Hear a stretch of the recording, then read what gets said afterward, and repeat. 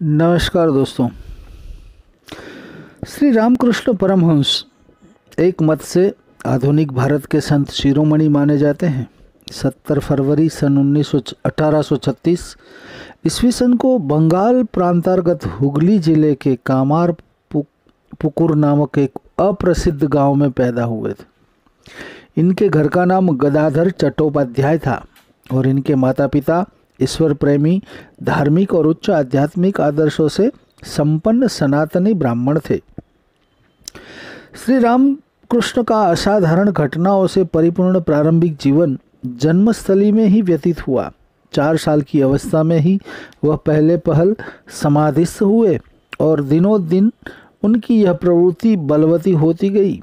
पुस्तकीय विद्या से अरुचि होने के कारण ग्रामीण प्राइमरी पाठशाला से उनकी शिक्षा समाप्त हो गई, परंतु उनके अनुकरणीय चरित्र, कला निपुणता, मधुर सुरीले स्वर, अपूर्व आनंदमय अनुभव, अलौकिक व्यक्तित्व, असाधारण बुद्धि तथा सभी जातियों और संप्रदायों के लोगों से निष्काम प्रेम के कारण वे आसपास के समस्त ग्राम निवासियों की प्रशंसा तथा भक्ति के पात्र हो गए। सन 1853 ईस्वी सन में श्री रामकृष्ण अपने सबसे बड़े भाई राम कुमार चटर्जी के साथ कलकत्ते आए और सन 1846 में जब रानी रासमणी ने इनके बड़े भाई को कलकत्ते के निकटवर्ती दक्षिणेश्वर मंदिर का प्रधान पुजारी नियुक्त किया, तब ये उनके सहायक बन गए। राम कुमार की मृत्यु के बाद ये कई महीने वहीं बड़े भाई के स्थान पर रहे। इसी समय इनकी हिंदू धर्म के विभिन्न अंगों की साधना आरंभ हुई, जो 12 वर्ष तक चलती रही। यहाँ पर इन्होंने किस प्रकार तपस्या और त्यागमय जीवन व्यतीत किया, किस प्रकार तोतापुरी से संन्यास लिया और उन्होंने इनका नाम रामकृष्ण परमहंस रखा, और किस प्रकार इन्होंने तांत्रिक साधना तथा ख्रिस्त और इस्लाम धर्म के अनुसार उन धर्मों के अनुयायियों की भांति उपासना की, इन सब बातों का वर्णन स्थान भाव के कारण यहाँ पर हम नहीं बताते। बचपन से ही श्री रामकृष्ण सांप्रदायिकता तथा संकुचितता के भावों के विरोधी थे, किंतु साथ ही उन्होंने यह भी बताया कि सभी संप्रदाय और मतांतर सच्चे जिज्ञासुओं के समस्त धर्मों के सर्वसम्मत लक्ष्य तक पहुँचाने के लिए भिन्न भिन्न रास्ते हैं। संसार के भिन्न भिन्न संप्रदायों और मतांतरों के अनुसार साधना करके उन्होंने प्रत्येक विशिष्ट धर्म के सर्वोच्च ध्येय को प्राप्त किया और साधना द्वारा प्राप्त अपनी आध्यात्मिक अनुभूतियों का पुंज मानव जाति को दिया। उनके प्रत्येक विचार सीधे ईश्वर से प्राप्त होते थे। उनमें मानवीय बुद्धि, संस्कार अथवा पांडित्य की करामतों का सम्मिश्रण नहीं था। जन्म से लेकर मृत्यु पर्यंत उनका प्रत्येक कार्य असाधारण था। उनके जीवन की प्रत्येक अवस्था किसी नए शास्त्र का एक एक अध्याय थी, जिसे मानो पौवात्य और पाश्चात्य सभी लोगों को लाभ पहुंचाने के लिए तथा 20वीं शताब्दी की अध्यात्मक संबंधी आवश्यकताओं को पूर्ण करने के लिए स्वयं भगवान ने अपने अलक्ष्य हाथों से खास तौर पर लिखा था।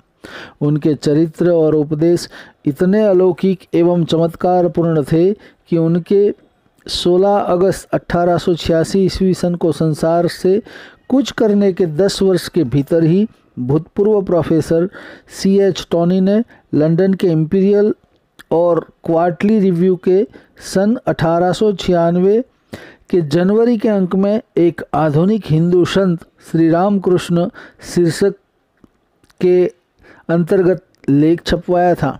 दिवंगत प्रोफेसर मैक्स मुलर ने भी सन 1896 में 19th सेंचुरी 19वीं शताब्दी नाम की अंग्रेजी पत्रिका के अगस्त अंक में ए रियल महात्मा, एक वास्तविक महात्मा शीर्षक से महात्मा रामकृष्ण के जीवन का संक्षिप्त परिचय लिख दिया और बाद में Ramakrishna his life and saying, Ramakrishna उनके चरित्र और उपदेश नामक एक पुस्तक की रचना भी की।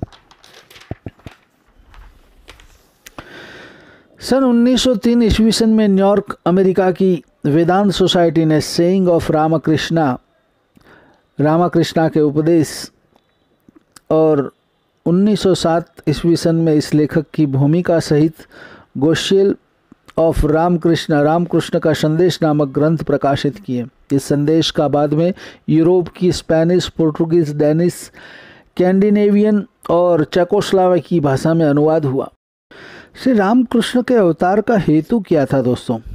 उनके अवतार का हेतु अपने जीवन के द्वारा यह दिखलाना था कि किस प्रकार कोई सच्चा आत्मज्ञानी इंद्रिय के विषयों से बहिर्मुख होकर परमानंद में लीन रह सकता है। वे यह सिद्ध करने के लिए आए थे कि प्रत्येक आत्मा अमर है और ब्रह्मत्व को प्राप्त करने की सामर्थ्य रखता है। विभिन्न संप्रदायों के अंतःस्थल में सैद्धांतिक एकता दिखाकर उनमें मेल स्थापित करना ही उनके जीवन का उद्देश्य था। पहले पहल श्री रामकृष्ण ने ही यह सिद्ध करके दिखाया कि समस्त धर्म एक नित्य सत्य की ओर ले जाने वाले विभिन्न मार्ग हैं। परमात्मा एक हैं, किंतु उसके अनेक रूप हैं। विभिन्न जातियां उनकी पूजा विभिन्न नामों और रूपों से करती हैं। वह साकार भी है और निराकार भी, और दोनों से परे निर्गुण भी है। उसके नाम और रूप होने पर भी वह बिना नाम और बिना रूप का है। उनका ध्येय था परमात्मा को विश्व का माता पिता सिद्ध करना तथा इस प्रकार स्त्रीत्व के आदर्श को जगदम्बा के पद पर प्रतिष्ठित करना।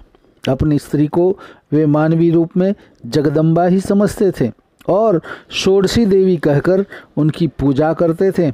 इस प्रकार इस विलासिता के युग में भी भौतिकेतर आध्यात्मिक विवाह की सत्यता उन्होंने प्रमाणित की।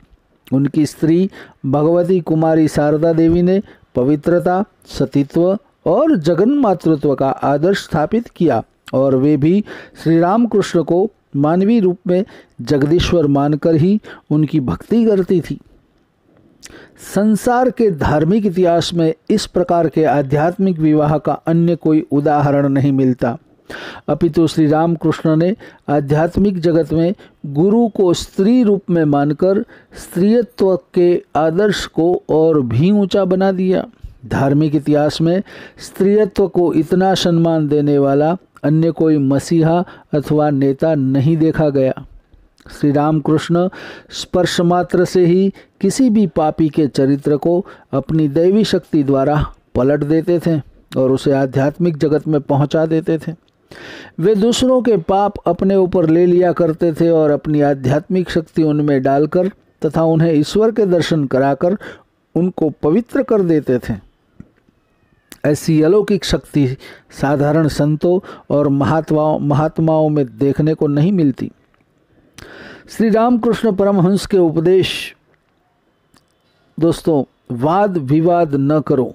जिस प्रकार तुम अपने धर्म और विश्वास पर दृढ़ रहते हो, उसी प्रकार दूसरों के भी अपने धर्म और विश्वास पर दृढ़ रहने का पूरा अवसर दो।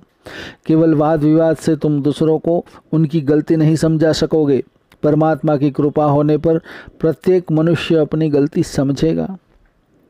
उनका यह भी संदेश था कि यह सच है कि परमात्मा का वास व्याघ्र में भी है, परंतु उसके पास जाना उचित नहीं। उसी प्रकार यह भी ठीक है कि परमात्मा दुष्ट से दुष्ट पुरुष में विद्यमान है, परंतु उसका संग करना उचित नहीं है। वो ये भी कहते थे कि पानी और उसका बुलबुला एक ही चीज़ है। बुलबुला पानी से बनता है और पानी में तैरता है तथा अंत में फूटकर पानी में ही मिल जाता है। उसी प्रकार जीवात्मा और परमात्मा एक ही चीज़ है। भेद केवल इतना ही है कि एक छोटा होने से परिमित है और दूसरा अनंत है, एक परतंत्र है और दूसरा स्वतंत्र है। उन्होंने ये भी बताया कि रेलगाड़ी का इंजन वैगन के साथ चलकर ठिकाने पर अकेला ही नहीं पहुंचता, बल्कि अपने साथ साथ बहुत से डिब्बे को भी खींच कर पहुंचा देता है। यही हाल अवतारों का भी है। पाप के बोझ से दबे हुए अनंत मनुष्यों को वे ईश्वर के पास पहुंचा देते थे।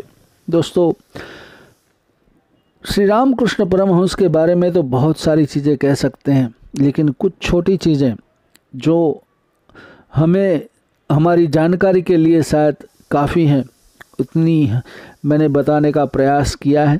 ऐसी ही कुछ रोचक कथाएं लेकर आपके साथ फिर से उपस्थित रहूँगा। तब तक मुझे आज्ञा दे। नमस्कार। ओम नमः शिवाय। हरि ओम।